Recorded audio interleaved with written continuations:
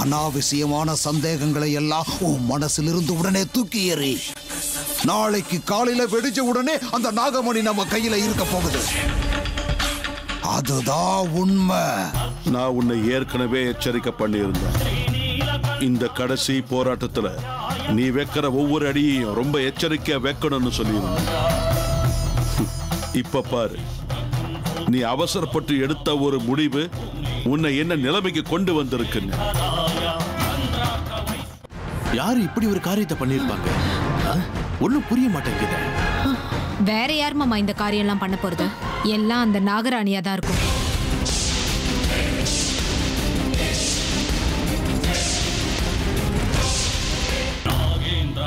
இல்ல குருவே, எனக்கு என் சக்திகள் மேல இப்பவும் நம்பிக்கை இருக்கு. எந்தவித சாபமும் என்ன பாதிக்காது. நான் எப்பவும் போலதான் இப்பவும் இருக்கேன். நீங்க சொன்னது பொய்ன்னு இப்பவே நான் நிரூபிச்சு காட்டுறேன். பாருங்க, என்னோட உண்மையான நாக உருவத்துக்கு வந்து நிரூபிச்சு காட்டுறேன். ஓம் நம சிவாய.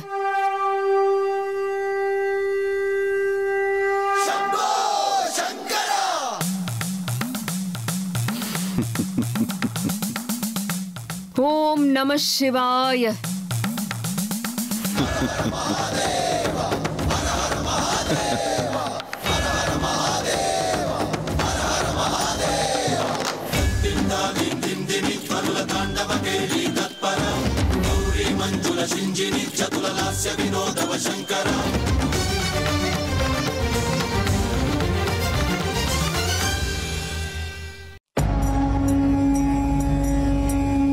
அமிர்தா, இப்பவாவது உன்னோட உண்மையான நிலைமை என்னன்னு உனக்கு புரியுதா மகளே?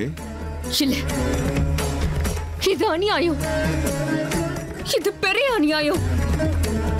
இந்த மாதிரி பரிபூர்ணமா என்ன நேராதரவா நிக்க வச்சது அந்த பரமேஸ்வர எனக்கு செஞ்ச அநியாயம். குருவே, நான் இப்ப என்ன பண்றது? இதுக்கு மேல என்னோட பாதைகள் எல்லாம் தெளிவில்லாம இருக்குது. இப்ப என்ன பண்றது? இனிமேல் என்ன நடக்குங்கிறத நம்மளால கற்பனை கூட செய்ய முடியாது அமிர்தா. இதுக்கு முன்னாடி நடந்தது, இதுக்கு மேல நடக்க போறது எல்லாத்தையும் அந்த பரமேஸ்வரன் தான் முடிவு பண்ணுவான்.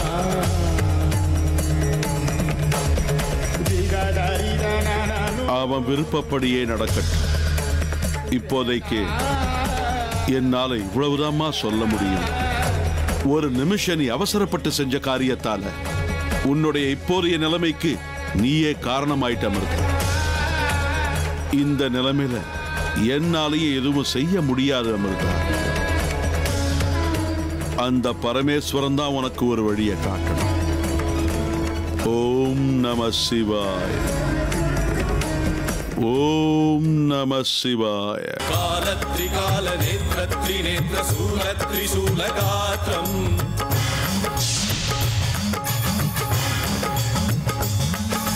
சத்யப்ரபாவ திவ்ய பிரகாச மந்திர ஸ்வரூப மாத்ரம்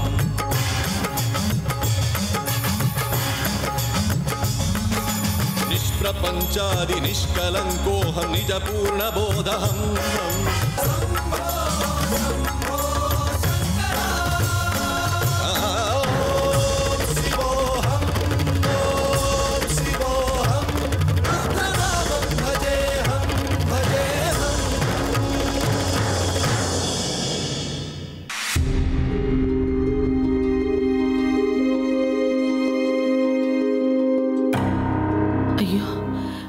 அந்த மாத்திரையை போட்டதால நல்லா தூங்கிட்டேனா? இந்த நேரத்துக்கு வாசல்ல பந்தல் பூஜை முடிஞ்சிருக்கும். அம்மா, ஐயோ கடவுளே! இல்ல, நான் போகணும். நான் போய் பார்த்தே ஆகணும். பாட்டி, வேண்டான்றதான் செய்வீங்களா? இல்ல, விடு, என்ன விடு. எனக்கு எதுவும் ஆகல. உங்களுக்கு ஏதாவது ஒண்ணு வேணும்னா என்ன கூப்பிடுங்க பாட்டி. எனக்கு எதுவும் ஆகல. கொஞ்சம் சும்மா இருக்கே மயூரி. ஏன் எல்லாருமே சேர்ந்துக்கிட்டு என்ன இந்த ரூமுக்குள்ள அடிச்சு வைக்கிறீங்க? பந்தக்கால் பூஜை என்னாச்சு நான் பார்க்க வேணாமா? அதுக்கு தான் போறேன். பாட்டி, அத பத்திலாம் நீங்க ஒன்றும் கவலைப்படாதீங்க. வெளியில அத்தையும் சித்ராக்காவும் நின்று எல்லாத்தையும் பாத்துக்கிறாங்க. முக்கியமான பூஜை நடக்கும்போது நீங்க அங்க வந்தா போதும். அது வரைக்கும் நல்லா ரெஸ்ட் எடுத்துக்கோங்க. என்னத்த ரெஸ்ட் எடுக்கிறது? நியாயமா இன்னைக்கு நான் சந்தோஷமா கொண்டாடிக்கிட்டு இருக்கணும். ஆனா இப்படி அடிபட்டு என் நிலைமை எப்படி ஆயிடுச்சு பத்தியா? எல்லாம் என் தலை எழுத்து மயூரி. எப்படி இருக்கீங்கம்மா? வா விஷ்ணு, உட்காரு. எப்படிமா இருக்கு? தலையில வலி கொஞ்சம் குறைஞ்சிருக்கா? இப்ப எவ்வளவோ பரவாயில்ல விஷ்ணு. வலி நல்லாவே குறைஞ்சிருக்கு. அம்மா, இந்த விஷயத்தை பத்தி பேசக்கூடாதுன்னு நீங்க சொல்லி இருக்கீங்க. இருந்தாலும் என் மனசுக்குள்ள திரும்ப திரும்ப அந்த கேள்வி வருது. கொஞ்சம் தெளிவா யோசனை பண்ணி பார்த்து ராத்திரி என்ன நடந்ததுன்னு யோசிச்சு பாருங்கம்மா. எப்படிமா அடிபட்டுச்சு? எனக்கு என்னமோ இப்படி நடந்ததுக்கு நாகராணி காரணம் இல்லைன்னு தோணுது. நீ என்ன பேசிக்கிட்டு இருக்க விஷ்ணு? நாகினியை தவிர இப்படி ஒரு காரியத்தை செய்ய வேற யாரால முடியும்? இத பாரு, நேத்து ஹேமா, அர்ஜுன், அமிர்தா எல்லாரும் இருந்தாங்க. அதனாலதான் இத பத்தி எதுவும் பேசாம அமைதியா இருந்தேன். எனக்கு என்னமோ மயூரி சொன்ன மாதிரி இது அந்த நாகராணியோட வேலையா தான் இருக்குமோன்னு தோணுது விஷ்ணு. எனக்கு அப்படித்தான் தோணுது. அப்படியாமா சொல்றீங்க? அப்புறம் என்ன விஷ்ணு, இந்த வீட்டுல எனக்கு வேற யார் விரோதி இருக்காங்க சொல்லு? ஏற்கனவே அந்த நாகராணிக்கு இந்த வீட்டு சந்தோஷத்து மேல ஒரு கண்ணு இருக்கு. நாமெல்லாம் இப்படி சந்தோஷமா இருந்தா அவளுக்கு வயிறு எரிய ஆரம்பிச்சிடும். நம்மள பழி வாங்க அவ துடிக்கிறா. அவளை தவிர வேற யாரால இத பண்ண முடியும் விஷ்ணு? காரணம் இல்லாம யாரு எதுக்காக என்ன தாக்க போறாங்க? கொஞ்சம் யோசிச்சு பாரு விஷ்ணு.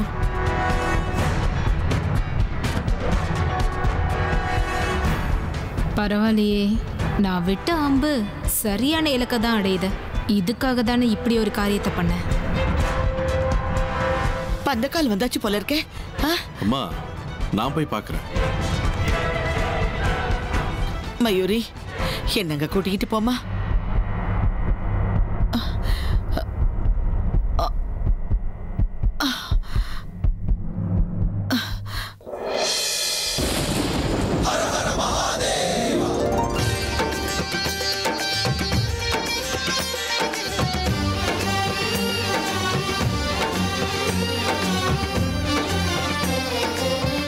ஓம் நம சிவாய, ஹர ஹர மகாதேவ.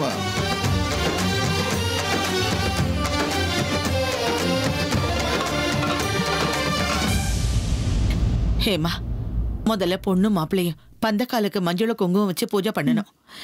அமிர்தா, அர்ஜுன், அமிர்தா வாங்க. வா கண்ணா, வாமா. அமிர்தா, இந்தாமா.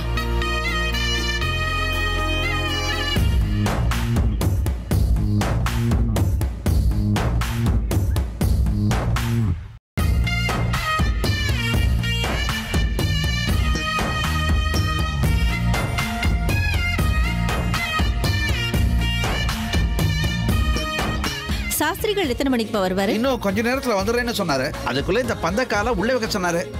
சரி, உள்ள கொண்டு வாங்க.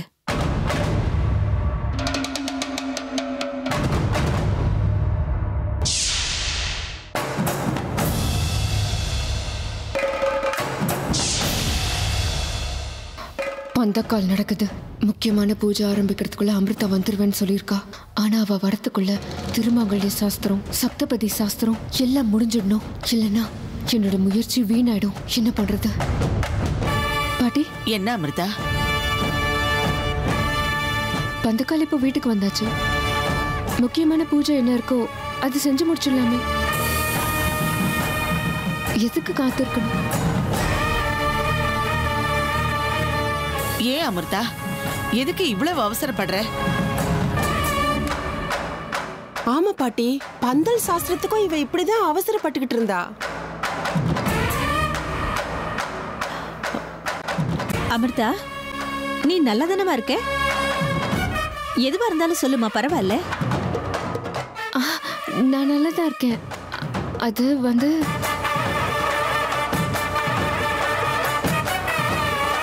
என்னால புரிஞ்சுக்க முடியுது அமிர்தா. நேத்து நிறைய பூஜை பண்ணிட்ட. இது வரைக்கும் நீ இப்படி எல்லாம் பண்ணதே இல்ல. இப்ப ரொம்ப சோர்ந்து போயிட்ட. அதனால தானே இத பாரு, இன்னும் செய்ய வேண்டிய பூஜை புனஸ்காரம் கொஞ்சம் இருக்கு. இன்னும் பாதி நாள் தாம்மா, எல்லாம் முடிஞ்சிடும். ஹேமா, 2 பேருக்கு ஒரு டம்ளர் பால் கொண்டு வந்து கொடு, குடிக்கட்டும். கொஞ்சம் சோர்வு குறையும் இல்லையா? சரிங்க சரிங்க.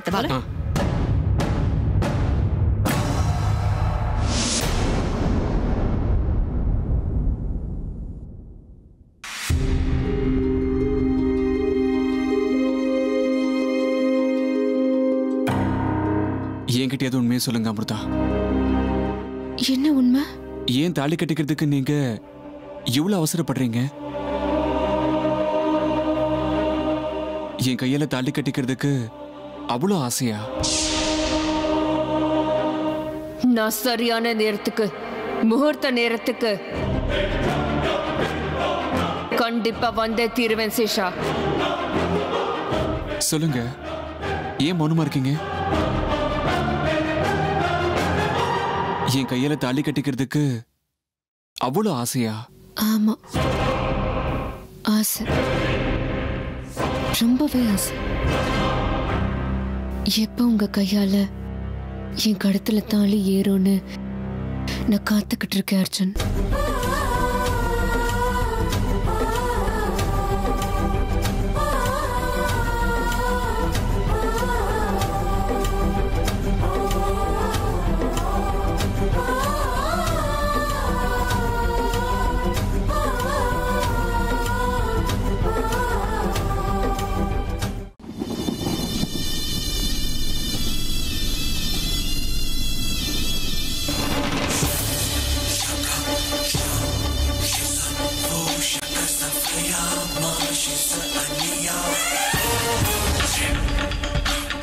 பாபா, சும்மா அப்படியே நின்றுட்டு இருந்தா இந்த நாள் அப்படியே போயிடும்.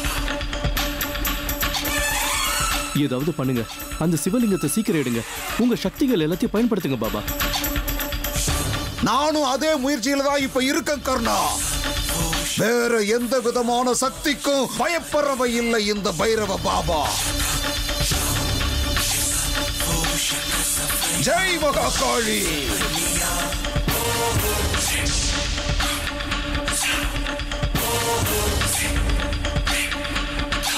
ஜெய் மகாகாளி.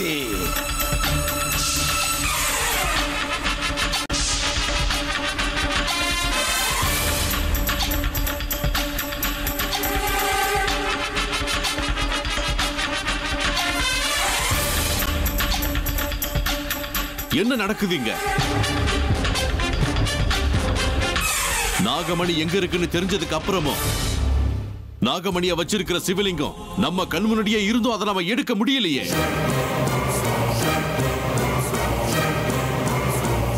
கை கெட்டினது வாய் கெட்ட மாட்டேங்குது. இப்படியே நம்ம சும்மா நின்றுட்டு இருந்தா நம்மளால எதுவும் செய்ய முடியாது. நானும் என்னோட முயற்சிகளை செஞ்சு பார்த்துடுறேன்.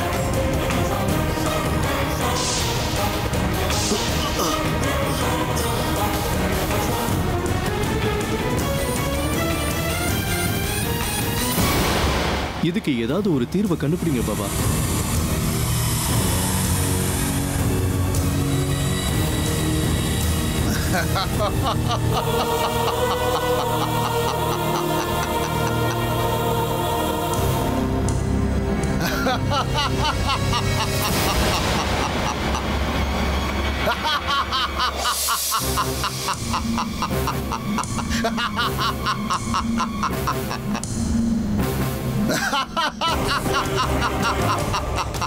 எதுக்காக சிரிக்கிறீங்க? சிரிக்கிற அளவுக்கு இப்ப என்ன நடந்தது? ஒரு நிமிஷம் இரு விஷ்ணு. பாபா, என்னது இந்த சமயத்துல நீங்க எங்க போறீங்க? கிளம்பி போகும்போது எங்கன்னு கேட்கறது சரியா இருக்காது கர்ணா. ஒரு நிமிஷம் நீங்க 2 பேரும் இங்கேயே இருங்க, நான் வந்துடுறேன்.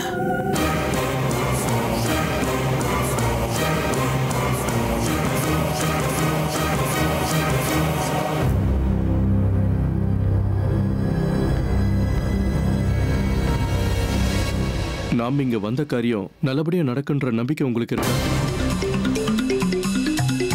கர்ணா, அப்படியெல்லாம் நம்ம மனசை தளர விடக்கூடாது. நம்ம லட்சியத்து மேல நமக்கே நம்பிக்கை இல்லைன்னா எப்படி இருக்கும் சொல்லு?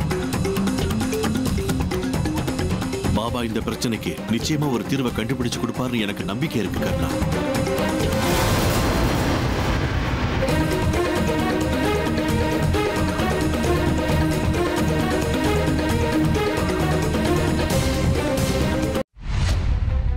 கையை விடு மயூரி, உனக்கு என்ன பிரச்சனை? உங்ககிட்ட ஒரு நிமிஷம் பேசணும்னு சொல்றேன். வீட்ல விசேஷம் நடக்குது, 1008 வேலை இருக்கு. சந்தர்ப்பம் புரியாம நீ இப்படி. சரி, என்ன விஷயம் சீக்கிரம் சொல்லு. இந்த வீட்ல இருக்கவங்களுக்கு எல்லாம் திடீர்னு என்னாச்சு சித்ராக்கா? கண்ணு இருந்தும் ஏன் குருடங்க மாதிரி நடந்துக்கிறீங்க? என்ன நடக்குதுன்னா என்ன அர்த்தம்? அதான் நீயே பாக்குறல்ல, சாஸ்திரங்கள் எல்லாம் நடந்துகிட்டு இருக்கு. ஏம்மா, உன் கண்ணுக்கு இது தெரியலையா? கண்ணிருந்தும் குருடா இருக்கிறது யாருன்னு நீயே சொல்லு. சித்ராக்கா, நான் இப்ப விளையாடுற மூட்ல இல்ல, ரொம்ப சீரியஸா பேசிக்கிட்டு இருக்கேன். உங்க யார் கண்ணுக்கும் இந்த பிரச்சனை தெரியலையா? நீ என்ன சொல்லணும்னு நினைக்கிறியோ அது நேரடியா சொல்றியா? அத்தை சொல்லிக்கிட்டு இருந்தாங்க, அந்த அமிர்தா வளையல்காரன் கிட்ட இருந்து மொத்த வளையலையும் வாங்கிக்கிட்டாலாமே. ஆமா, அதுல என்ன பிரச்சனை உனக்கு? நார்மலா இருக்கிற யாராவது இந்த மாதிரி பண்ணுவாங்களா?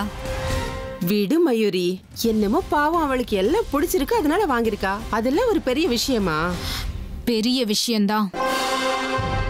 போன தடவை நாம எல்லாரும் வளையல் வாங்கும் போது அவளும் ஒரு டசன் வாங்கினா தானே? 2, 3 இல்ல மேக்ஸிமம் 4 டசன் வாங்கலாம். அதை விட்டுட்டு அந்த ஆள்கிட்ட இருக்கிற மொத்த வளையலையும் அவளே வாங்கிக்கிட்டாள்னா அதுக்கு என்ன அர்த்தம்? சரி, அதை விடுங்க. நீங்களே உங்க கண்ணால பாத்தீங்கல்ல மாங்கல்ய சாஸ்திரத்துக்கு எல்லாரையும் எவ்வளவு அவசரப்படுத்தினான்னு. ஏன் அப்படி பண்றா? அவ ஏற்கனவே அர்ஜுனோட பொண்டாட்டி தானே. ஆஃப்டர் ஆல் சாஸ்திரத்துக்காக கட்டிக்கிற தாலி இதை கட்டிக்கிறதுக்காக எதுக்கு இவ்வளவு அவசரப்படுத்தணும்? இதுக்கு என்ன அர்த்தம் சித்ராக்கா? இத பத்தி நீங்க கொஞ்சமாவது யோசிச்சு பாத்தீங்களா? ஐயோ, அர்த்தமும் இல்ல, யோசனை பண்றதுக்கும் ஒண்ணும் இல்ல. அவளுக்கு அவ புருஷன் கையால மறுபடியும் தாலியை கட்டிக்கணும்னு ஆசை. அமிர்தா அவளுடைய புருஷனை அந்த அளவுக்கு காதலிக்கிறான்னு அர்த்தம். தேவையில்லாம கண்டதையும் கற்பனை பண்ணிட்டு இருக்காத. உங்களுக்கு எப்படி புரிய வைக்கிறதுன்னு சத்தியமா எனக்கு புரியல. நல்ல பொண்ணு இந்த மயூரி. இவ பேச்ச கேட்டுக்கிட்டு நான் ஓரமா உட்காந்து யோசிக்க ஆரம்பிச்சா இன்னைக்கு விசேஷம் நல்லபடியா நடந்த மாதிரி தான். ஒரு வழியா இந்த 2 பேர் தான் இங்க இருக்காங்க. இதுதான் சரியான நேரம்.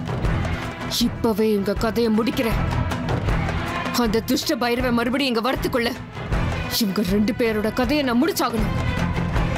கிடைச்ச வாய்ப்பை நான் தவற விடக்கூடாது. ஓம் நம சிவாய, ஓம் நம சிவாய, சிவாய.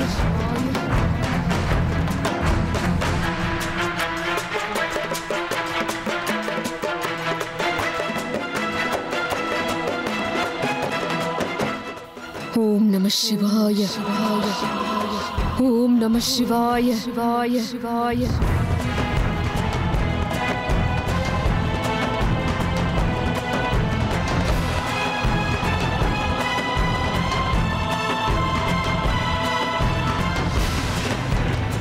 ஓம் நம சிவாய, சிவாய, சிவாய.